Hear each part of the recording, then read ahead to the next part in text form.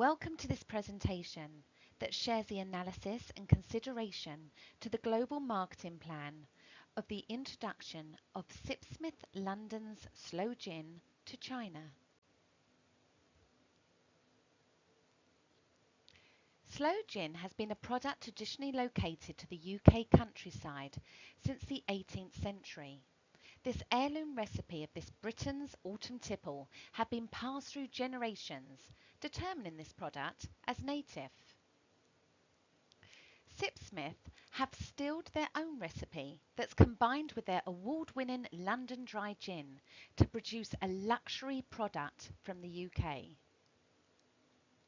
Sloe Gin has supported the UK sales of gin reaching over £1 billion. In 2016, over 40 million bottles of gin sold in the UK. This is a 16% increase in sales since 2015. Drinking alcohol has been a long tradition within the Chinese culture. The rise of consumption of foreign-made alcohol beverages has been reported. With over 4.3 million Chinese tourists visiting the UK in 2016, they came to experience the British culture. The secondary research has provided evidence that Sipsmith Sloe Gin is currently not sold or consumed in China. It's believed there is a potential opportunity for the introduction of this luxury product to the Chinese consumers. So let's have a look at the analysis and consideration to the global marketing plan that determines this. The pestle framework has permitted the macro environment in China to be considered. As you can see, some key factors have been highlighted under each environment analysed. Each area has proved advantageous to Sipsmith for the following reasons. The political factors. This is due to the ingredients of sloe berries that will meet the government's preference of alcohol being consumed that's of a fruit-based product. The economic environment supports this introduction due to the increase in disposable income that's allowed consumers the affordability for luxury foreign-made alcoholic beverages. With Sipsmith's strong brand image of British culture, the product will meet social expectations of Chinese consumers and also their drinking habits. With over 751 million internet users, this channel can encourage brand recognition and reach the potential market through social media sites and e-commerce platforms. It's also been reported that over 100 new bars opened in Tier 1 cities in 2016. Therefore, to target such areas will meet consumers' demands to their fine branded alcoholic spirits. However, caution is required to the cultural variances within each city and ensure that this is understood. Finally, legally, alcoholic beverages are permitted to be exported to China, which will allow the introduction of this luxury product to be offered to this market. To identify the business environment for Sipsmith to introduce their product into the Chinese market, Porter's 5 forces has been applied. This has allowed an understanding of the competitiveness of this business. So let's take a look at force 1. The threat of new entry. This is advantageous to Sipsmith as it's an established brand. Although caution is required as other known competitors from the UK, such as Gordon's, who also produce Sloe Gin, could enter into this market if they desire. The buyer power to Sipsmith holds major advantages as the product currently is not available in China. And spirits play a major part in Chinese culture. The Chinese are prepared to pay for luxury products. The threat of substitution does hold the element of threat to Sipsmith, as there is other fruit-based alcoholic beverages, such as umeshu, which is made with Japanese apricots, that's also available within the Chinese market. The supplier power holds major advantages also to Sipsmith as they produce and manufacture their own product. However, consideration needs to be given to the distributor costs that will be incurred when exporting to China, which does hold an element of threat to Sipsmith. Finally, the competitive rivalry. This does hold a moderate level of threat to Sipsmith due to other UK competitors offering a slow gin product.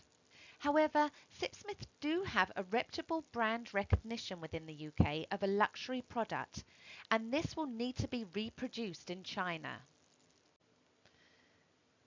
The research from the PESTLE framework has supported the SWOT analysis that has been carried out to identify the known internal and external factors that will affect the introduction of Sipsmith Slow Gin to the Chinese market.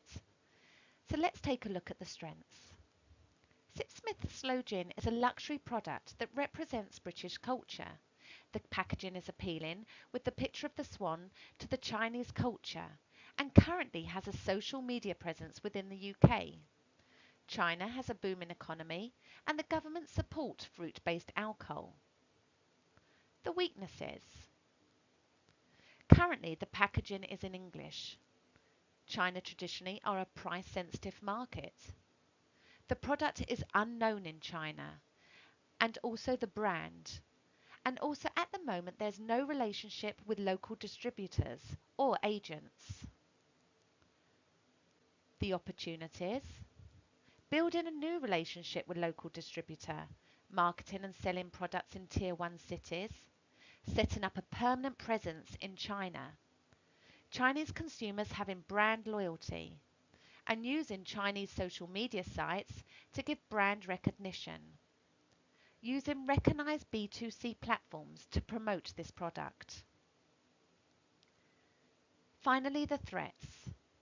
Cultural barriers, competitive rivalry, competitor pricing strategies, preferences of other alcoholic beverages, and not recognised as a British culture product. Significant diversity in different regions. The Ansoff matrix allows the marketing team of Sipsmith to evaluate the potential risk from the approach being considered. There's an element of risk with market development. Therefore, the secondary research that's been carried out has highlighted potential opportunities within this broad market in China, one of which their tradition within the Chinese culture of drinking alcohol. With the application of the STP model, will determine the strategic approach to support an effective and efficient marketing approach through the market segments, target groups, and positioning of this product. Based upon demographic, geographic, psychographic, and behavioural factors, the following have been highlighted as potential segments for Sipsmith to target. It is believed that to succeed in business, you do not need to sell your product to the whole world. Therefore, the secondary research has recognised key segments that have the potential to provide the best return on investment to Sipsmith. Here we can see the identified initial target group, which will have the significance to the success of the introduction of this product to the market. Shanghai and Beijing have a significant foreign commercial presence. They have a population of over 57 million, with over 1.34 million who are high net worth individuals. Males are predominantly more frequent drinkers in China. It is reported that 80% of male millionaires within Shanghai and Beijing are aged below 45 years old. Therefore, a target age group has been determined between 35 to 45 years old. Also, a social status of high net worth individuals, as they have the affordability of this luxury product and will contribute to the bottom line. Within these areas, it is also believed beneficial to target the consumers who are influenced by British culture and those that value luxury products from the UK. Also, consumers who value brand loyalty to ensure a repeat in business, and also the opportunity of offering other products from this brand in the future. Finally, consumers that drink alcoholic beverages regularly, and also active users of social media. Let's now view the last part of the STP process. Product positioning. This has been analysed with the use of the following two tools. Firstly, the unique selling proposition. This has been carried out to analyse Sipsmith Sloe Gin from known competitors such as Chivas Regal Whisky, Hennessy Cognac and Beiju. Due to how this product has been made with sloe berries, it's possible for it to be positioned to this niche market as a luxury, foreign-made, fruit-based alcoholic beverage that represents British culture. Now the positioning map illustrates how Sipsmith Sloe Gin will be identified by the Chinese consumers. This is with the right marketing strategy. This is an opportunity for it to be seen as a luxury fruit-based alcoholic beverage that differentiates itself from current competitors in the market. Following on from the STP model, the value proposition has been carried out to view this product through the eyes of the Chinese consumer and what they want to gain from the product. This analysis can support the global marketing statement to target the wants, needs and fears of this target group. This must be correctly communicated when the product is introduced to the Chinese market. Due to Sipsmith Sloe Gin being a product that cannot be changed nor adapted, a standardised approach should be applied in their global campaign to achieve economies of scale. However, cultural differences could result in an ineffective consumer response. Therefore, to conclude this presentation, the following recommended strategies have been compiled. With the use of the TOES matrix has been used to determine the external and internal environment to the Sipsmith strategic advantage.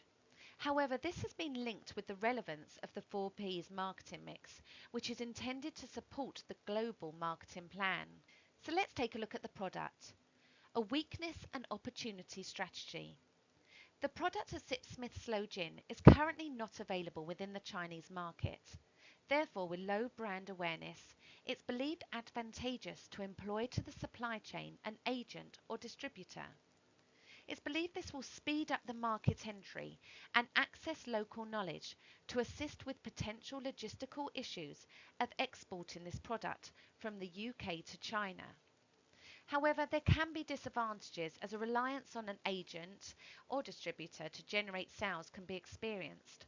Also, a loss of margin for the business. Price, weakness and threat strategy. The Chinese consumers are traditionally price sensitive. Therefore, global branding is vital and a pricing strategy chosen to reflect the product's USP. The Chinese language can represent branding issues, therefore consideration could be given with the pricing to ensure that it's not sold with the number 4, as this is regarded unlucky, and instead using the number 8. Images are also very important. However, the current labelling has the image of a swan. This represents elegance and gracefulness to the Chinese, which is believed positive to the brand image it poses.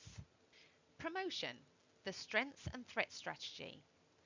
With Chinese citizens' adoration for the British culture, the marketing of this brand and product should be marketed through the channel of Chinese social media sites.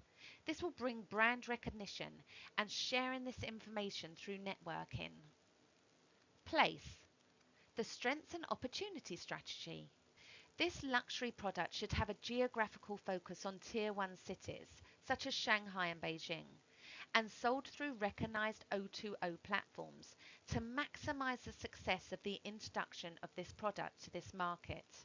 With reported worth of over $672 US Hong Kong million and disposable incomes being spent on quality foreign branded alcoholic beverage, it's believed this will meet the target group's needs.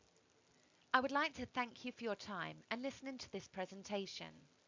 For full copies of the references, please see the following 3 slides and also the notes. Many thanks.